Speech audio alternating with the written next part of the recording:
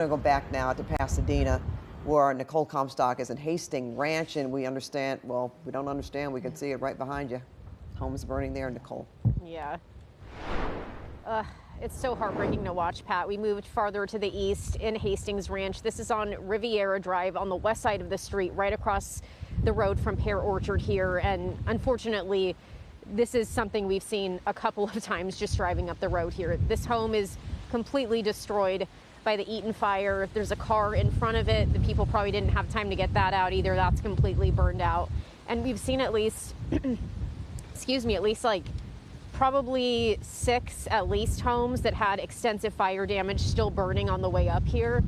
And they're pretty close to the base of the foothills here, but still like a couple of miles to the east of where this fire started in Eaton Canyon. So you might think, you know, you'd be safe in a neighborhood like this, at least from the origin point of what we know about the fire at this point. But these embers have just been blowing so far in these really powerful winds tonight. And so we've seen the fire kind of hopscotching to different neighborhoods in Pasadena. And we actually talked with the Pasadena firefighter about an hour and a half ago, and he said this was their fear, that basically they're going to continue to have embers blow over maybe a mile away into another neighborhood. First, they get under the eave of a house, they light one home on fire, and then the wind just keeps pushing these embers to homes next door. If you can take a look behind us here, even across the street right now, this is a little bit of what we're talking about with these embers catching a palm tree in front of this home here. There are also some power lines that are down in front of this home. They are de-energized right now, so these aren't live, but this is the situation. Just up the road from us here, we saw another home on fire and fire going directly up the power pole. So there are areas here we just can't even get to show you because it's too dangerous when we think there might be, you know, power lines coming down, although I'm sure power is off to most of the homes in this area at this time.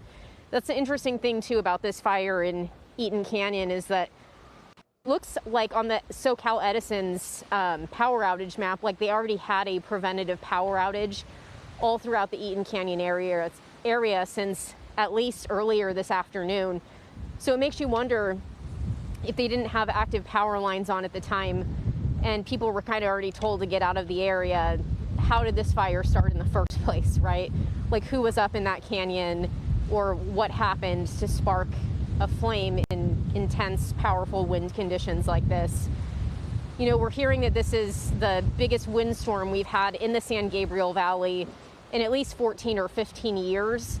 And we only really started hearing from officials about how serious this could potentially be probably yesterday. That's when it seemed like the words they were using to describe this seemed like it was going to be very serious and we would have a lot of damage.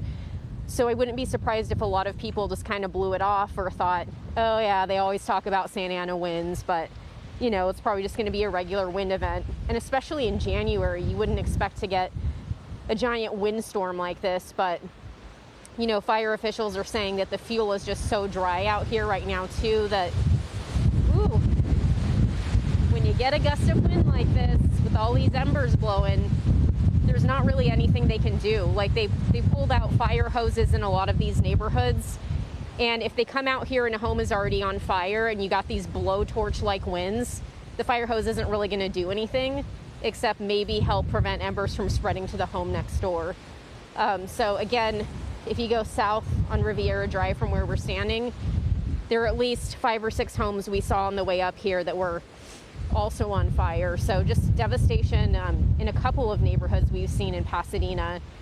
About an hour ago, we were in another neighborhood on Woodland and Del Rey, and we saw, again, same thing, maybe 5 or 6 homes, some condos burned down over there, potentially a preschool in the area with some damage. And then it looks like on our way over here, like one of those senior facilities that they evacuated people from earlier tonight, that looks like it was going down in flames too. So thank God they got those people out of there when they did, because you had over 100 people with, you know, this wall of flames coming right to the canyon behind their homes there. And, you know, it was rough for them getting out and being wheeled across the street on their beds on a really cold, windy night with a lot of smoke. But man, they did all the workers there did such an amazing job getting them out, and the city really came together to make sure they used city buses and SWAT trucks to get them out and get them over to the convention center. But it looks like this thing is only kind of picking up steam overnight, even though we're a little distance from Eaton Canyon.